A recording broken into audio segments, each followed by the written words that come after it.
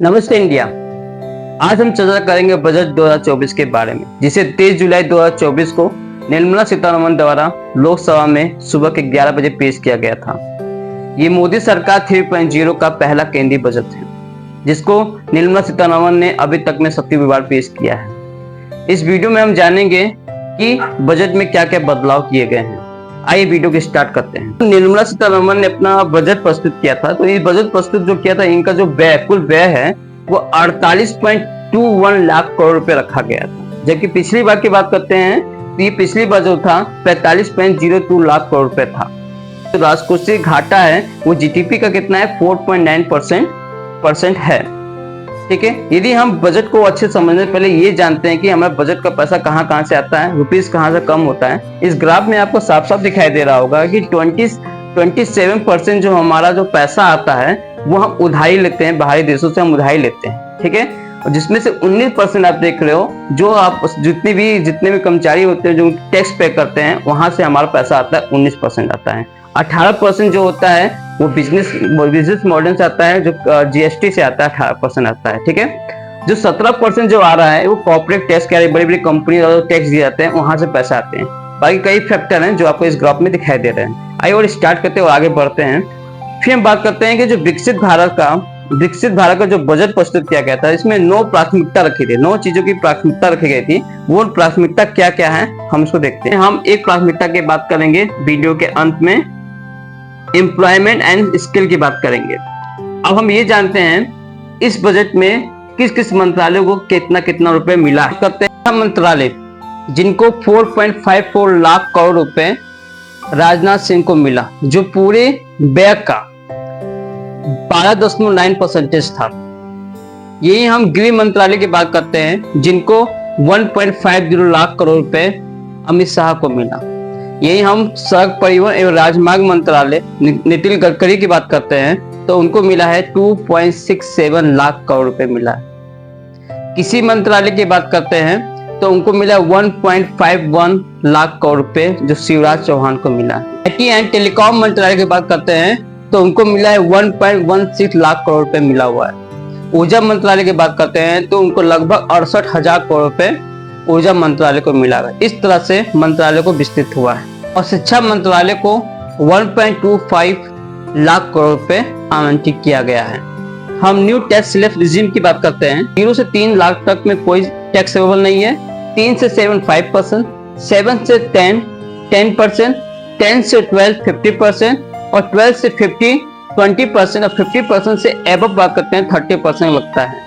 इस स्लैब से 17,500 रुपए की राहत मिलेगी। इस 17,500 रुपए का हम क्या करेंगे, इन 17,500 का हम क्या करेंगे, आप कमेंट में बताइएगा। और स्टैंडर्ड डिडक्शन की बात करते हैं, जो पहले को 50,000 लगा था वो 75,000 हो गया है। जो पेंशन की बात करते हैं, जो 15,000 था वो बढ़ के आपका 25,000 हो गया है।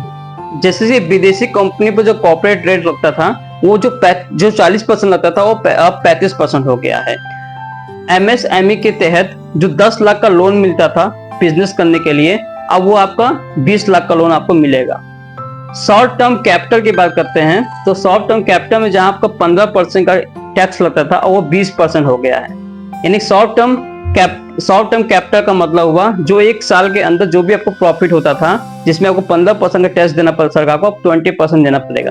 लॉन्ग टर्म कैपिटल की बात करते हैं तो जहां पे आपको 10% का लगता था, अब वहां पे आपको कितना लगेगा, 12.5% लगेगा। लॉन्ग टर्म कैपिटल में आपका जैसे आप लंबे समय के लिए कोई पैसा रखते हैं, जैसे आप म्यूचुअल फंड जैसे में लगते हैं, स्टॉक मार्केट में लगते हैं, तो वहां पे लॉन्ग टर्म के लगते हैं, जो में प्रॉफिट आपको 10% पे लगता था, टैक्स लगता था, अब आपको 12.5% का आपको टैक्स लगेगा।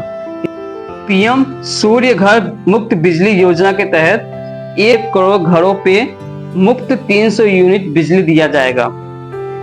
बात करते हैं क्या क्या चीज सस्ता हो गया है।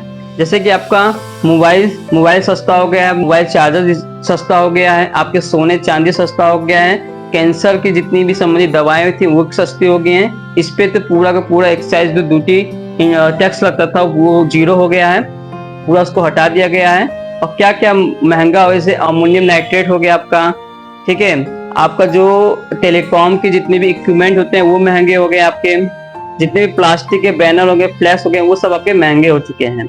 जो बजट था उसकी जो प्राथमिकता में जो सेकेंड पॉइंट था वो एम्प्लॉयमेंट स्किल था। इस सरकार ने 3 योजना बनाई। ये 3 योजना क्या है? योजना ए की बात करते हैं तो ये जो है इंसेंटिव फॉर न्यू एम्प्लॉयमेंट के लिए। देखिए, सभी जो फार्मर सेक्टर पे कार्यबल में प्रवेश करने वाले सभी व्यक्तियों को 1 महीने का वेतन प्रदान करेगी सरकार। ईओपो में पंजीकृत पहली बार नौकरी करने वाले कर्मचारियों को 3 किस्तों में 1 महीने के वेतन का प्रत्यक्ष लाभ सरकार 15,000 रुपए उनको स्थानांतरित करेगी। इसकी जो सीमा है, इसके अंतर्गत 1 लाख प्रतिमाह के भीतर जितने भी आपके जो पहली बार नौकरी करने वाले होंगे उनको इसका लाभ मिलेगा। इस योजना से 210 लाख युवाओं को लाभ मिलने की उम्मीद। जो बी है, योजना जो सेकेंड इनकी है वो job creation in manufacturing sector पे, जो जॉब क्रिएशन करते हैं, यानी कि एम्प्लॉय और एम्प्लॉयर को